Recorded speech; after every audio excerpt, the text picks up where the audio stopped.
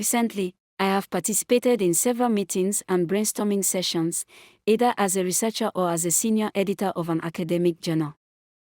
During these discussions, we are often asked about our use of artificial intelligence, or AI, and our level of comfort with incorporating it into our work. These conversations have prompted me to reflect on my own experiences with AI, as well as the opportunities and concerns it raises. The thoughts shared in this blog post are drawn from those discussions and from my personal observations of how AI is increasingly shaping the way we work, learn, and solve problems. This is not an attempt to deep dive into the world of AI.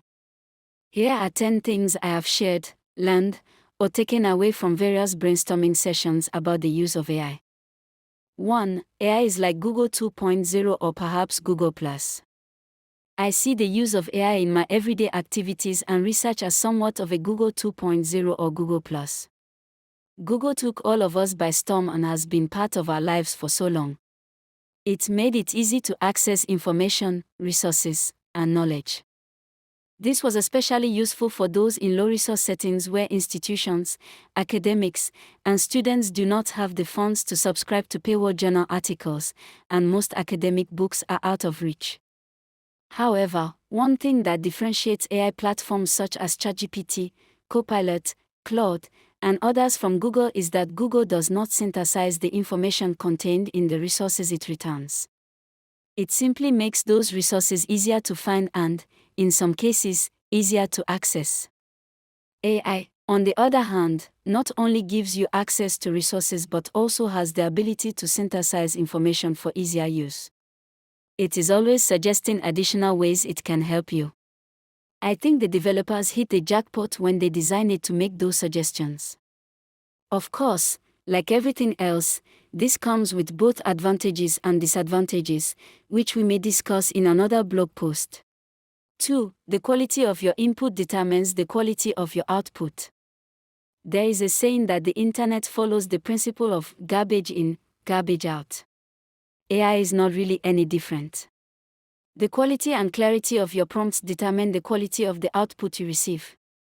In other words, the quality of the instructions you give AI determines the usefulness of what it returns to you. This is one of the aspects that makes AI so dependent on humans and somewhat undermines the fear that AI will completely replace people. It also means that, to make the best professional use of AI, you must have a solid understanding of your profession and be able to distinguish between what is right and wrong. We will discuss another reason why this is important later in this article. However, AI is still very useful for non-professionals. It is just that they cannot suddenly use AI to replace the professionals they need. 3. AI is not a quick fix, otherwise, be ready to be embarrassed. One criticism I often hear about AI is that it will make people lazy and may lead to the underdevelopment, or at least underuse, of human ingenuity and critical thinking.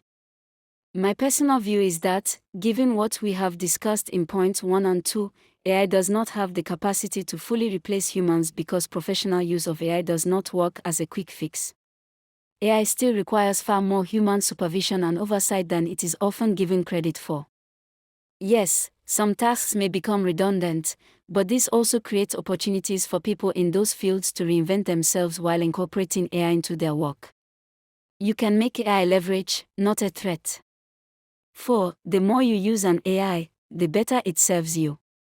I believe that the more you use a particular AI platform, the better it becomes at giving you output suited to your needs.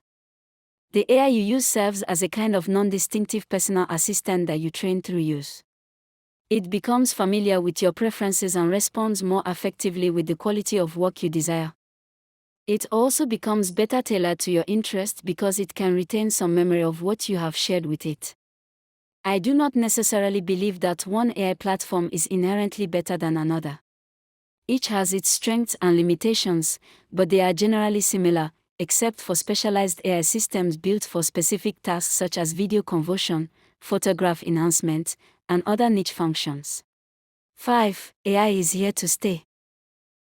The sooner we all get used to it and learn how to make it work for us in our individual endeavors, the better. There is also a high chance that the earlier we incorporate AI into our daily work, the more relevant we will remain in the next frontier of human endeavor.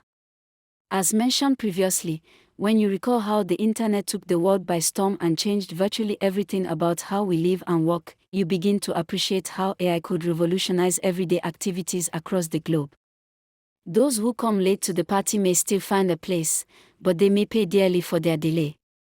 6. The academic stigma around AI. There is currently somewhat of a stigma, especially in academic spaces, around the use of AI. This often makes some academics and professionals reluctant to disclose their use of these tools. I believe this is due to some stereotypical views that have emerged around AI. Many of these perceptions are driven by fear of a new technology whose full capabilities are not yet widely understood. There is also concern that AI may replace certain jobs or that people who use AI are somehow taking an immoral shortcut. I think this fear should be discarded and AI embraced as a tool, much like we embraced the internet when it allowed us to access books and journal articles instead of spending endless days in physical libraries. No one should be ashamed of working smart. I strongly believe that humans should always explore better ways of getting things done. If you are genuinely using AI to support your work and improve your performance, there is nothing to be ashamed of. In fact, you may be among the early adopters of a transformative technology that is already impacting virtually every aspect of our lives. You came early to the party. 7. AI can assist your work, but it still needs your input. The use of AI to assist with your work still requires work on your part. This is why I believe that, if you want to use AI as an unsupervised quick fix, you should be prepared for embarrassment. So, how should you use AI to assist your work? Considering that AI can be likened to Google 2.0 or Google+, any output you obtain from AI should still undergo critical review. Think of AI as providing a template or starting point. Once you adopt that mindset, you realize that your critical revision is not merely useful, it is essential. This critical review determines whether AI serves you or embarrasses you. In many cases where AI has generated fabricated academic references or made unsupported claims, the responsibility ultimately rests with the user. You cannot afford to be a lazy participant when using AI. 8. Is AI really going to take our jobs? Maybe it will take over certain aspects of our jobs, but I seriously doubt it will be on the scale that many people fear. Remember the issue of critically reviewing AI outputs. Who is going to do that?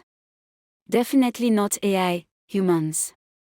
A recent news story describing how Ford, the American automobile manufacturer, had to rehire over 300 veteran engineers is a textbook case illustrating this point. The company reportedly found that AI-driven quality control system did not fully meet expectations as replacements for human expertise. Ford Vice President Charles Poon told the BBC. Artificial intelligence is a fantastic tool, but it's only as good as the information you use to train it. Over prior years, we didn't pay as much attention as we should have to the experience of our most knowledgeable engineers who have been with us through many product cycles. Poon also said, mistakenly, we thought that by just introducing artificial intelligence and ingesting the design requirements that we had, that would produce a high-quality product. I hope you can now see the main points I have been making.